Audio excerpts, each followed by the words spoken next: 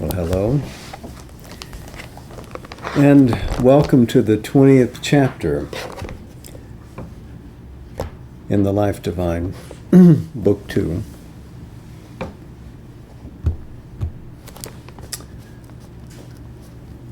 This chapter is entitled The Philosophy of Rebirth. Really, there are two chapters in the original aria.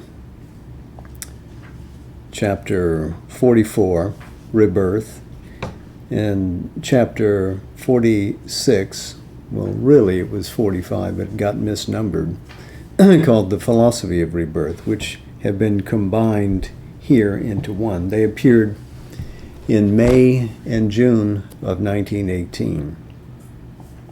Now, as with everything in Book 2, all the citations from the tradition of the Veda and the Vedanta are not the same as those that appeared in the Arya. Sri Aurobindo has selected afresh citations to be opposite the themes that he's approaching here. So throughout Book 2, this is true. So we've come to this point where Sri Aurobindo has asserted that there is a real. And this real, which perhaps in its ultimate phase is unknowable, nevertheless posits itself as a conscious reality whose nature is delight. And while it is one, it has the potentiality of multiplicity within it. And in the manifestation, in the making clear to the view, all that lies potential within it, allows it to condense itself into grade and grade and grade of being, and to, in a sense, for the adventure of the play, to invest itself in what appears to be its opposite, to take its superconscience and hide it in the inconscient, to take its unity and fragment it, to take its unwalled delight and render it insentient, and in the midst of this perplexing opposite, nevertheless find its way through a coursing evolution back to where it came from, but without losing its new base, and this, the adventure of the cosmos. And the emerging consciousness, as it evolves, takes its primary figure in the individual. Not one individual, but all individuals who carry within them this secret charge, this mission to come forth and rediscover their innate divinity and reclaim the unity, the bliss, the real being from which they come. And so Sri Aurobindo has been demonstrating how this colossal ignorance really encases a secret knowledge which we discover as we grow from matter into life, from life into mind, and beyond mind too we shall grow. So now, if there is this persistent individual who grows from stage to stage, and in a sense stitches together a meaningful story as it moves through the cosmos, we have to account for how we're here. Where were we before? Where were we going next? So these large questions now get framed. So the next three chapters, the 20th, 21st, and 22nd, will all deal with this. And now the joy of the adventure will really begin to meet the reader, because we're not dealing and wrestling with the difficulties of metaphysics and logic now. He begins to describe the nature of the inner worlds, the fabric of the inner cosmos. So I'm sure you'll enjoy it. Chapter 20, The Philosophy of Rebirth. Let's begin with the citations, one from the Gita, one from the Shvetashvatara Upanishad. An end have these bodies of an embodied soul that is eternal. It is not born, nor dies, nor is it that having been, it will not be again. It is unborn, ancient, everlasting. It is not slain with the slaying of the body. As a man casts from him his worn-out garments, and takes others that are new, so the embodied being casts off its bodies and joins itself to others that are new. Certain is the death of that which is born, and certain is the birth of that which dies. An end. Antavantaha. What is eternal? Nityasya. What is not born? Najayate. Nor dies. Mrityate. It is unborn. Ajaha. Ancient. Nityaha. Everlasting. Worn out garments, vasamsi jirnani, the embodied being, dehi, death, mrityu, birth, janma. This is one of the most famous passages of the Gita, and this is a selection, a run of shlokas which are frequently used when a being passes away to remind us what it is that is behind the appearance, and that this being persists, enters new realms, enters new vestments, returns to earth, departs and returns again. The second, Shvetashvatara Upanishad, the white-horsed one, the Upanishad of the one who is the white horse, the purified power of life. There is a birth and growth of the self. According to his actions, the embodied being, Dehi, assumes forms successively in many places. Many forms, gross and subtle, he assumes by force of his own qualities of nature.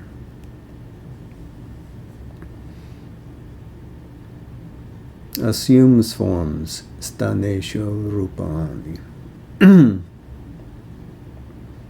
The gross, stulani, the subtle, sukshmani, and assumes, can mean chooses, vrinoti,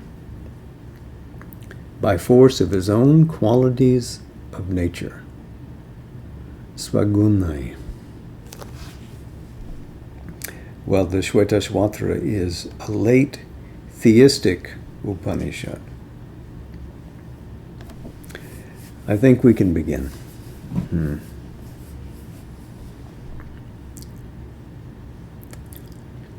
Birth is the first spiritual mystery of the physical universe. Death is the second, which gives its double point of perplexity to the mystery of birth. For life, which would otherwise be a self-evident fact of existence, becomes itself a mystery by virtue of these two, which seem to be its beginning and its end, and yet in 1,000 ways betray themselves as neither of these things, but rather intermediate stages in an occult processus of life. At first sight, birth might seem to be a constant outburst of life in a general death, a persistent circumstance in the universal lifelessness of matter. And those of you who've read through Sri Aurobindo's epic poem Savitri probably recognize that this is death's argument to Savitri when they begin their debate. On a closer examination, it begins to be more probable that life is something involved in matter, or even an inherent power of the energy that creates matter, but able to appear only when it gets the necessary conditions for the affirmation of its characteristic phenomena and for an appropriate self-organization. So here he suggests that it is prana that creates matter, anam, or that it is chit tapas, that conscious power which is the secret force in the power of life. So life informs matter, causes matter to become, and it is supported by a soul. Witness this. But in the birth of life, there is something more that participates in the emergence. There is an element which is no longer material, a strong upsurging of some flame of soul, a first evident vibration of the spirit.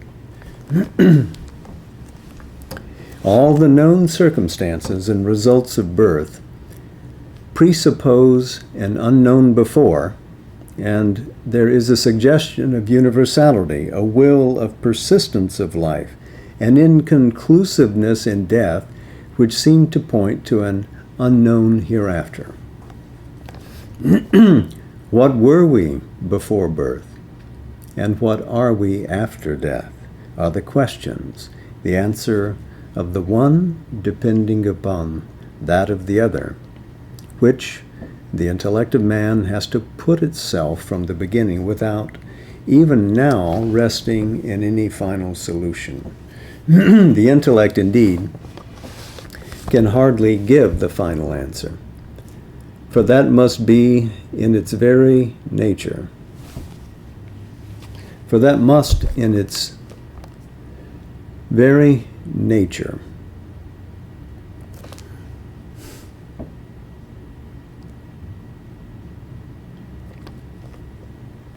lie beyond the data of the physical consciousness and memory, whether of the race or the individual.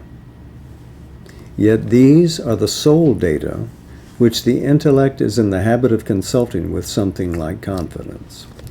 In this poverty of materials, in this incertitude, it wheels from one hypothesis to another and calls each in turn a conclusion. Moreover, the solution depends upon the nature, source, and object of the cosmic movement. And as we determine these, so we shall have to conclude about birth and life and death, the before and the hereafter. So the intellect relies on the measurable data of the senses and the memory of its known self, and hence is inadequate to truly and fundamentally answer the question. The first question is whether the before and the after are purely physical and vital, or in some way and more predominantly mental and spiritual.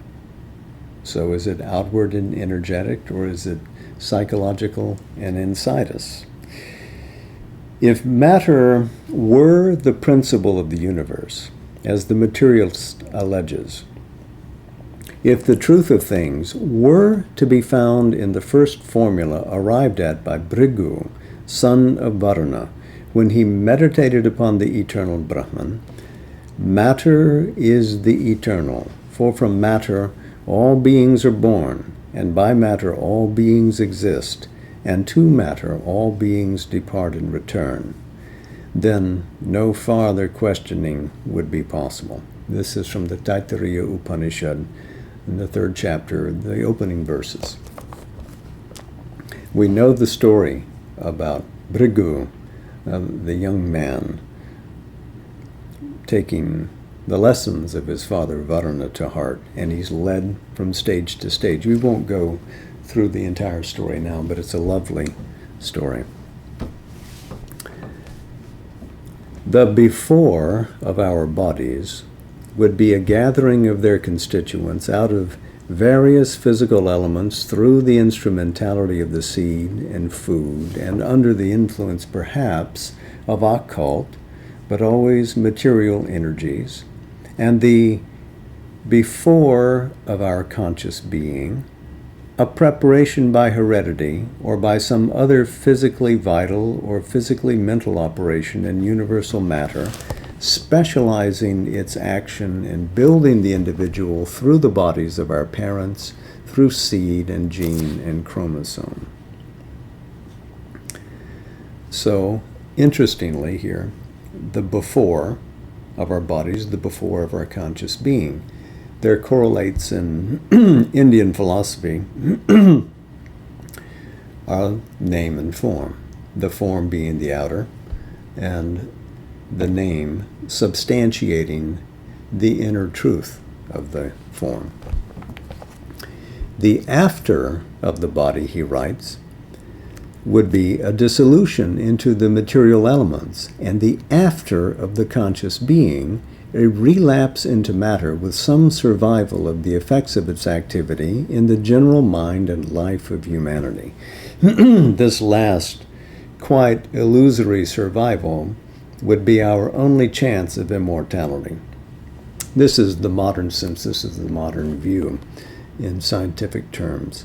But since the universality of matter can no longer be held as giving any sufficient explanation of the existence of mind, and indeed matter itself can no longer be explained by matter alone, for it does not appear to be self-existent, we are thrown back from this easy and obvious solution to other hypotheses. So he doesn't accept this basis. By the way, when he says that since this universality of matter can no longer be held, he's referring to his earlier arguments deriving a universe from Satchit Ananda with a scale of an invisible cosmos behind. When he uses the term occult, usually he is simply referring to what is hidden to our view. Yes, it's occult, but it doesn't mean it's spooky. It means that it's available only to the inner vision, to a vision that can drill through the appearance and get to the reality behind.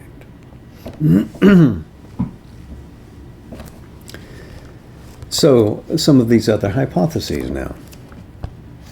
One of these is the old religious myth and dogmatic mystery of a God who creates constantly immortal souls out of his own being, or else by his breath or life power entering, it is to be presumed, into material nature, or rather into the bodies he creates in it, and vivifying them, giving them life, internally with a spiritual principle. As a mystery of faith, this can hold and need not be examined, for the mysteries of faith are intended to be beyond question and scrutiny. But for reason and philosophy, it lacks convincingness and does not fit into the known order of things. So this idea of the creation of immortal souls by a deity is the position of theism, whether we look at it as Judaism or Islam or Christianity. For it involves two paradoxes which need more justification before they can even be accorded any consideration. First, the hourly creation of beings who have a beginning in time but no end in time, and are, moreover, born by the birth of the body but do not end by the death of the body. Secondly, their assumption of a ready-made mass of combined qualities, virtues, vices, capacities, defects, temperamental and other advantages and handicaps, not made by them at all through growth, but made for them by arbitrary fiat, if not by law of heredity, yet for which, and for the perfect use of which, they are held responsible by their Creator. So Sri Aurobindo's ironic humor is fully on display here. To create a being, endow it with a soul,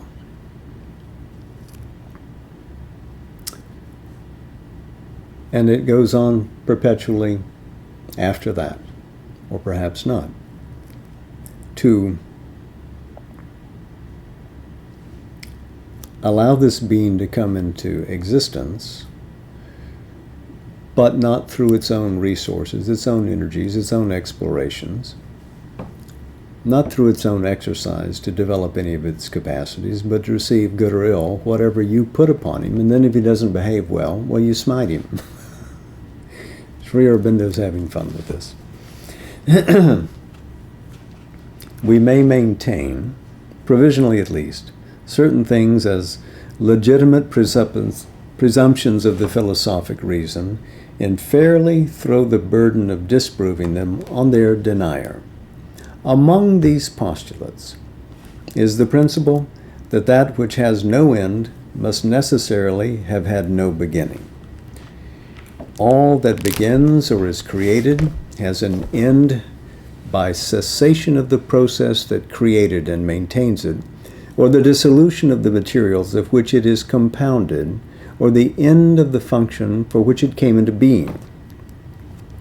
If there is an exception to this law, it must be by a descent of spirit into matter, animating matter with divinity, or giving matter its own immortality. But the spirit itself, which so descends, is immortal, not made or created, beginning to hint at his own position. If the soul was created to animate the body, if it depended on the body for its coming into existence, it can have no reason or basis for existence after the disappearance of the body. It is naturally to be supposed that the breath or power given for the animation of the body would return at its final dissolution to its maker. If, on the contrary, it still persists as an immortal embodied being, there must be a subtle or psychic body in which it continues.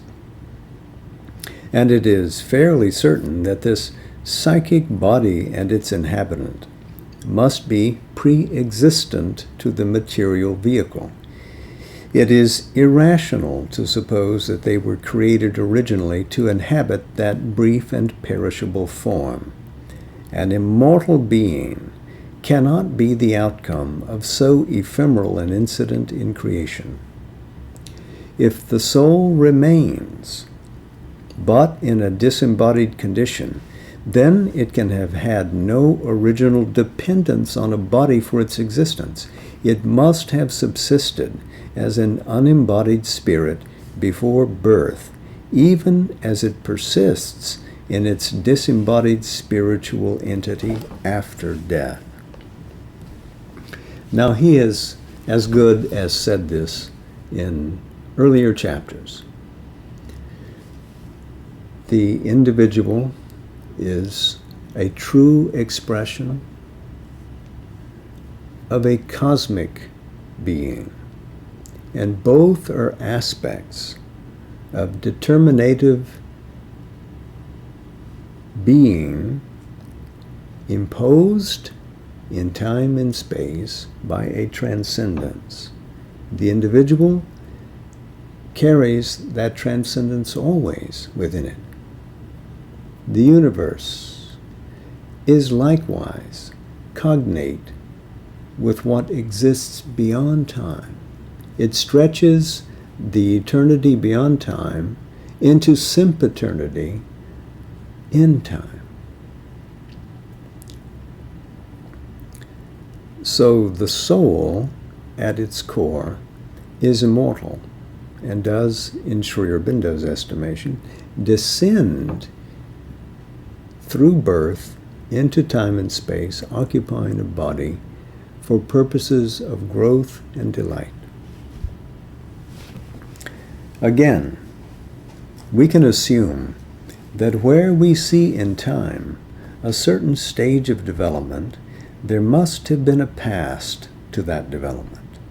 Therefore, if the soul enters this life with a certain development of personality, it must have prepared it in other precedent lives here or elsewhere. Or if it only takes up a ready-made life and personality, not prepared by it, prepared perhaps by a physical, vital, and mental heredity, it must itself be something quite independent of that life and personality, something which is only fortuitously connected with the mind and body and cannot therefore be really affected by what is done or developed in this mental and bodily living.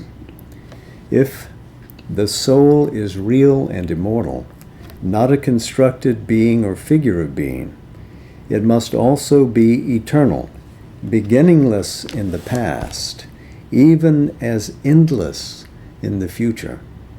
But if eternal, it must be either a changeless self, unaffected by life and its terms, or a timeless Purusha, an eternal and spiritual person, manifesting or causing in time a stream of changing personality. If it is such a person, it can only manifest this stream of personality in a world of birth and death by the assumption of successive bodies. In a word, by constant or by repeated rebirth into forms of nature. But the immortality or eternity of the soul does not at once impose itself, even if we reject the explanation of all things by eternal matter. For we have also the hypothesis of the creation of a temporary or apparent soul by some power of the original unity from which all things began, by which they live and into which they cease. On one side, we can erect upon the foundation of certain modern ideas or discoveries the theory of a cosmic inconscient, creating a temporary soul, a consciousness which, after a brief play, is extinguished and goes back into the inconscient. Or there may be an eternal becoming, which manifests itself in a cosmic life force with the appearance of matter as one objective end of its operations and the appearance of mind as the other subjective end, the interaction of these two phenomena of life force creating our human existence. On the other side,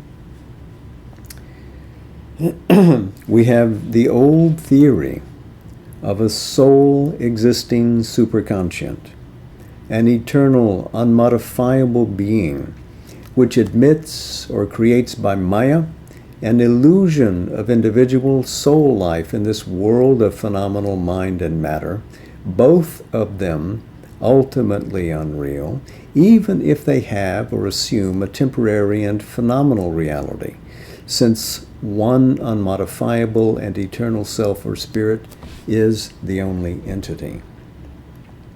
Or we have the Buddhist theory of a nihil or nirvana, and somehow imposed upon that an eternal action or energy of successive becoming, karma, which creates the illusion of a persistent self or soul by a constant continuity of associations, ideas, memories, sensations, images.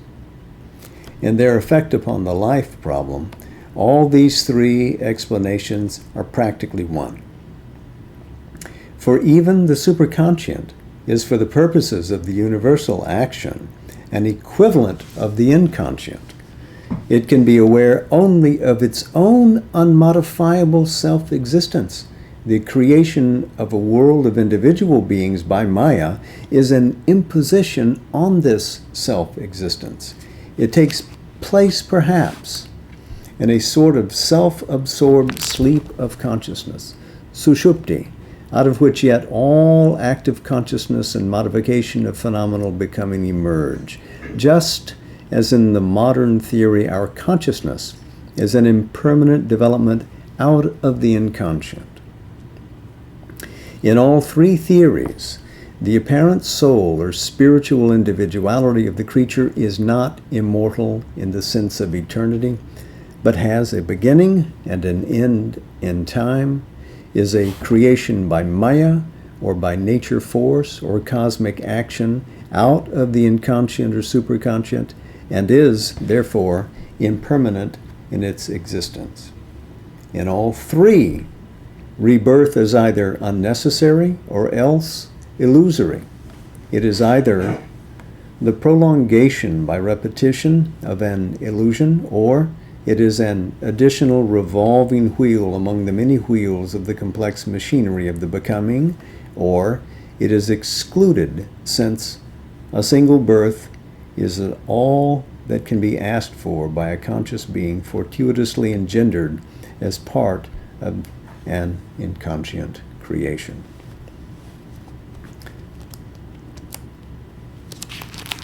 We have a footnote. Sushupti, prajna of the Mandukya Upanishad, the self situated in deep sleep, is the Lord and Creator of things. So if you remember the Mandukya Upanishad, it's the shortest of the Upanishads. It describes that this conscious reality, the truth of being, is fourfold. There are 4 steps. The first is the outer Jagat, Vaishvanara, which is held by the common man, the externalized world. The second is conceptive. It's the state not of waking like Jagat, but of sleep, creative, conceptive slumber, swapna.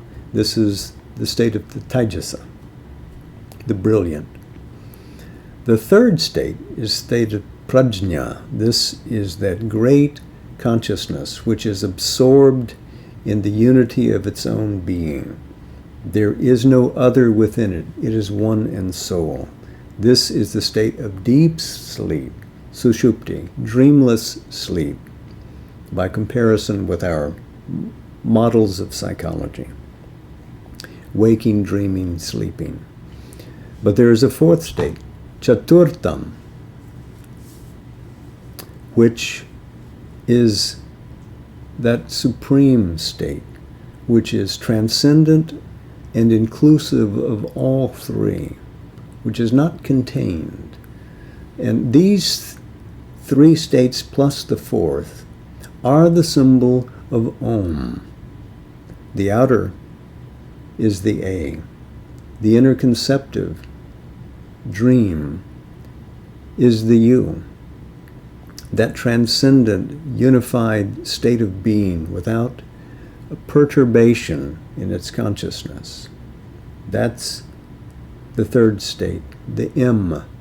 But that drone, Om, that final drone, which courses through all the rest of the universe, that is that fourth state. It is transcendent, includes all this, is immanent within it, and yet remains alone above, outside, both inside, outside, transcendent, manifest. The nature of reality. So the 3 states that of this argument that Sri Aurobindo has described, the first is that of materialism, and the second, that basically of Henri Bergson, where life projects itself subjectively into mind and objectively into matter. The third is the position of Advaita, and you may as well say it's also the position of Buddhism. So back to his argument. In these views, whether we suppose the one eternal existence to be a vital becoming, or an immutable and unmodifiable spiritual being, or a nameless and formless non-being, that which we call the soul can be only a changing mass or stream of phenomena of consciousness which has come into existence in the sea of real or illusory becoming and will cease to exist there. Or it may be it is a temporary spiritual substratum, a conscious reflection of the superconscient eternal, which by its presence supports the mass of phenomena. It is not eternal, and its only immortality is a greater or lesser continuity in the becoming. It is not a real and always existent person who maintains and experiences the stream or mass of phenomena. That which supports them, that which really and always exists, is either the one eternal becoming, or the one eternal and impersonal being, or the continual stream of energy in its workings. For a theory of this kind, it is not indispensable that a psychic entity, always the same, should persist and assume body after body, form after form, until it is dissolved at last by some process annulling altogether the original impetus which created this cycle. It is quite possible, that is, each form is developed. A consciousness develops corresponding to the form, and as the form dissolves, the corresponding consciousness dissolves with it. The one which forms all alone endures forever. Or, as the body is gathered out of the general elements of matter and begins its life with birth and ends with death, so the consciousness may be developed out of the general elements of mind, and equally begin with birth and end with death. Here too, the one who supplies by Maya or otherwise the force which creates the elements is the sole reality that endures.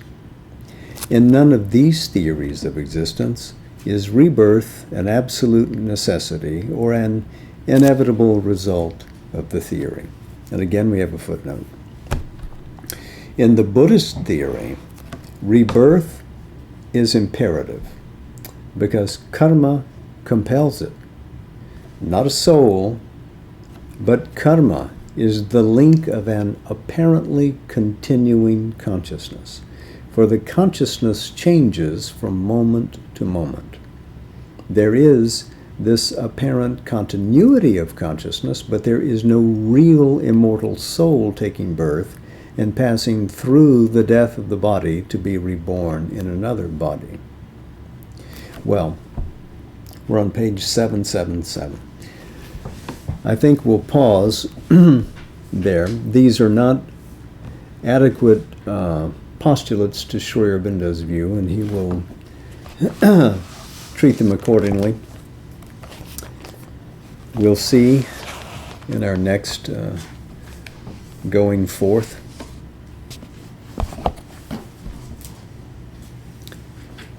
So, tonight,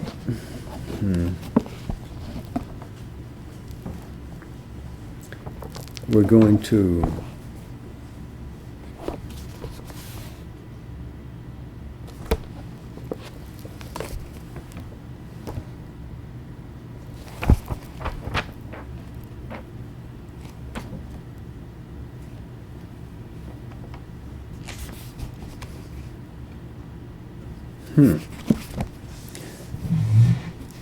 I'll be right back.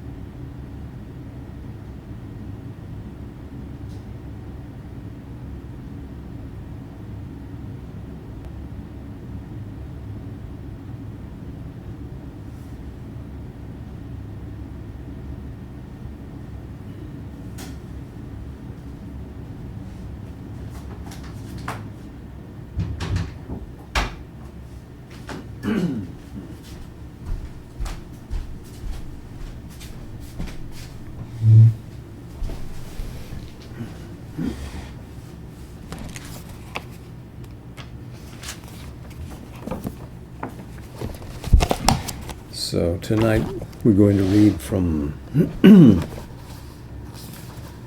Book 1, the Book of Beginnings, Canto 4, The Secret Knowledge.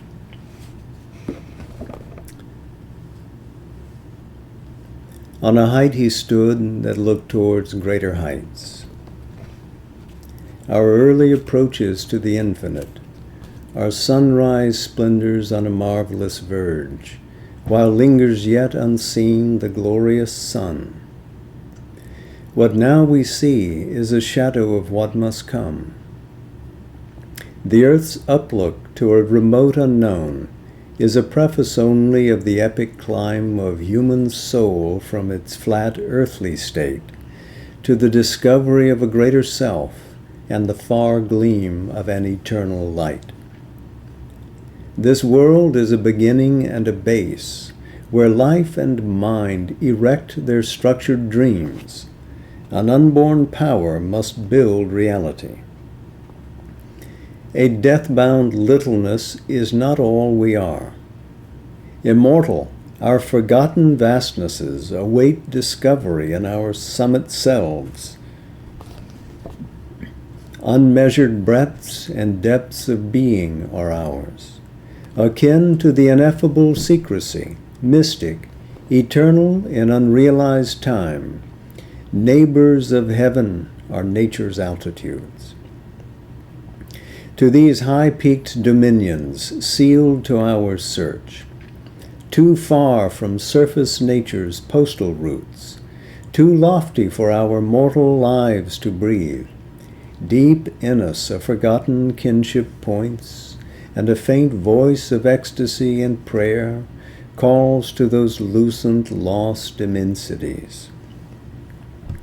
Even when we fail to look into our souls, or lie embedded in earthly consciousness, still have we parts that grow towards the light.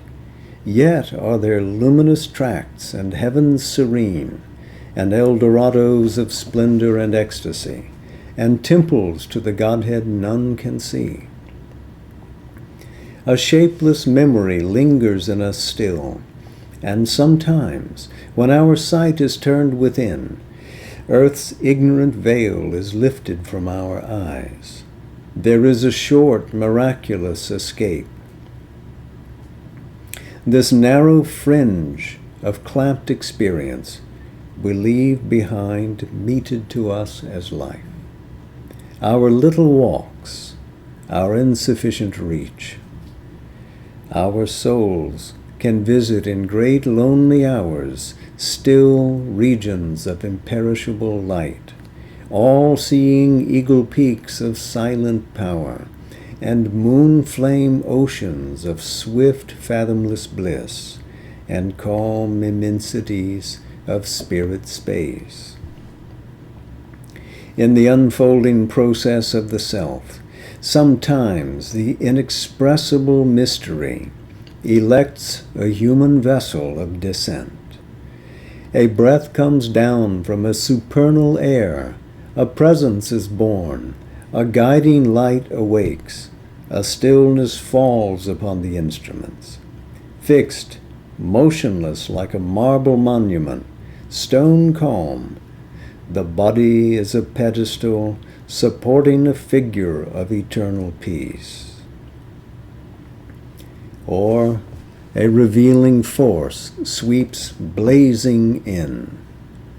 Out of some vast superior continent, knowledge breaks through, trailing its radiant seas, and nature trembles with the power, the flame. A greater personality sometimes possesses us, which yet we know is ours.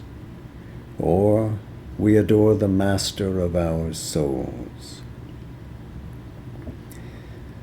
Then the small bodily ego thins and falls, no more insisting on its separate self, losing the punctilio of its separate birth, it leaves us one with nature and with God. In moments when the inner lamps are lit, and the life's cherished guests are left outside, our spirit sits alone and speaks to its ghosts. A wider consciousness opens then its doors. Invading from spiritual silences, a ray of the timeless glory stoops a while to commune with our seized, illumined clay, and leaves its huge white stamp upon our lives. In the oblivious field of mortal mind, revealed to the closed prophet eyes of trance, or in some deep internal solitude, witnessed by a strange immaterial sense, the signals of eternity appear. I thought this might be an appropriate passage for us tonight, since this date marks the occasion when our center received the relics of Sri Aurobindo in 1983 in Sri Aurobindo's room in Pondicherry. Sitting with me in that room were MP Pandit and Vasanti Rao. And as I drove to Chennai,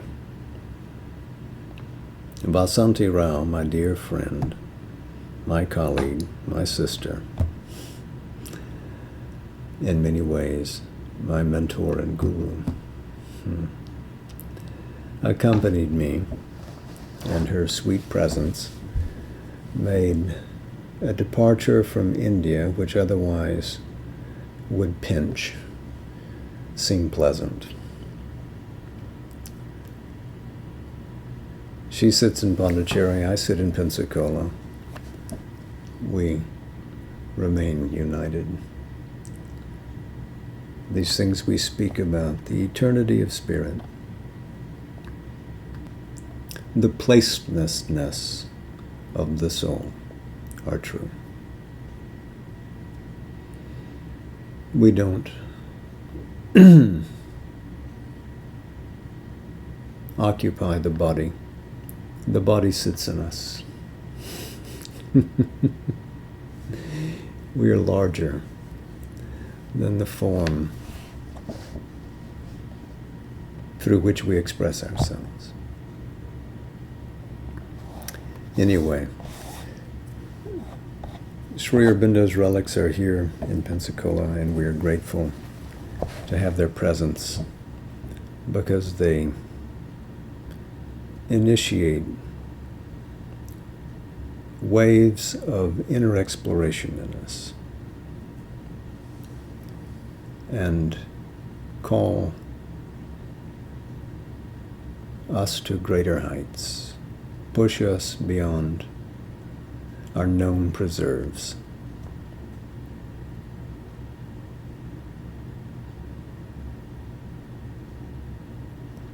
So, once again, Namaste, Jai Ma.